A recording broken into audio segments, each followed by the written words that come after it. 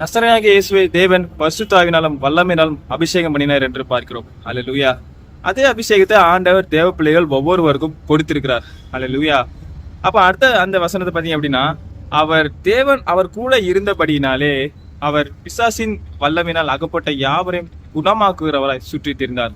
அல்லேலூயா. அவருடைய அபிஷேகத்துக்கு உண்டான வல்லமை பாருங்க. தேவன் அவர் கூட இருந்ததுனால அவர் வல்லமை பாருங்க. அவர் நல்லவராகவும் அவர் பிசாசின் வல்லமையில் அகப்பட்ட யாவரை குணமாக்குவராக சுற்றி தெரிந்தார். அல்லேலூயா. சோ அவருக்குள்ள இந்த பரிசுத்த ஆவியானவரை அறிந்து வைத்திருந்தார். அல்லேலூயா. இயேசு கிட்ட ஒரு டீச்சர் வந்து கேட்கிறாரு, நல்ல போதகர் என்று சொல்லும் பொழுது இயேசு சொல்லுவார், நான் நல்ல போதகர் அப்படின்னு இல்லை, அதாவது தேவன் ஒருவரே நல்லவர் அப்படின்னு அவருக்கு அவரே மகிமை செலுத்தாம முதல்ல தேவனுக்கு மகிமை செலுத்துகிறார். அல்லேலூயா. அவரும் தேவன்ல ஒரு பார்ட்டு தான்.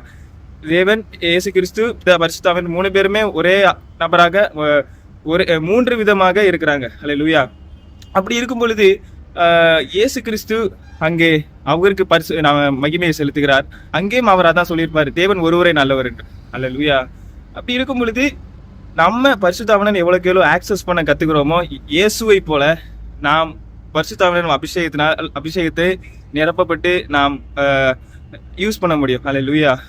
அவர் சொல்றதை செய்ய முடியும். அல்லேலூயா. நாம எவ்வளவுக்கு எவ்வளோ அந்த இயேசு எப்படி அதை ஆக்சஸ் பண்ணாரு நம்ம தெரிஞ்சுக்காம போறோமோ அவ்வளோக்கு எவ்வளோ நம்ம தூரம் போறோம். வேத வசனம் தான் அதுக்கான திறவுகோல். அல்லேலூயா. நீங்க எபேசியர் 1 பாத்தீங்கன்னா, நம்முடைய தேவன் கிறிஸ்துக்குள் உன்னதங்களுக்குள்ள ஆவிக்குள் சகல ஆசீர்வாதத்திலும் ஆசீர்வதித்திருக்கிறார் என்று சொல்லப்பட்டிருக்கிறது. அல்லேலூயா.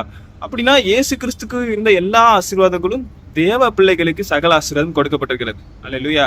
அதுதான் அவருடைய பிள்ளைங்கிறது ஜஸ்ட் ஏதோ ஏற்றுக்கொண்டது மட்டும் இல்ல, அவருக்குண்டான ஸ்லாக்கியம் எல்லாமே நமக்கும் கொடுக்கப்படுகிறது. அல்லேலூயா. அவருடைய சிங்காசனில் உட்கார வைக்கிற ஸ்லாக்கியத்தை அவர் நமக்கு தருகிறார். அல்லேலூயா. அவருடைய மனவாட்டியாக நம்மை ஆயத்தம் பண்ணுகிறார். அல்லேலூயா. அது மட்டும் இல்ல, அவர் இந்த உலகத்துல எப்படி பெரிய காரியங்களை செய்தாரோ அதை காட்டிலும் பெரிய காரியங்களை நாம் செய்கிறோமா பரிசுத்த ஆவியானவரால் நிரப்பப்பட்டு அவருடைய சுவிசேஷத்தை சொல்லும் பொழுது. அல்லேலூயா. பிசாசினால் வல்லமையினால் அகப்பட்ட யாவரும் குணமாக்குற அவர் சுற்றி தெரிந்தார். அல்லேலூயா.